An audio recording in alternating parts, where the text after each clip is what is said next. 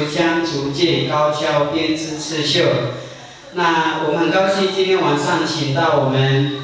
赛家村的姐妹，也就是我们担任这一年的讲师等一下她会自我介绍。他们两个是我们的讲师，因为我怕会有一个有事情，所以我们的编织都是有持续性的哈。不像上次，因为我们因为上课的时间没有调配好，所以造成大家没有写得很清楚所以等一下我会拍照，个人照，然后做你们的识别证。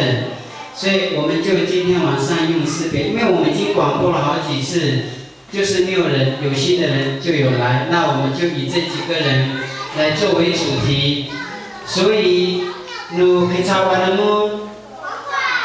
不然你就做背包，美惠你就做放那个皮夹的，每个人就做不同的特色老师会教你们怎么。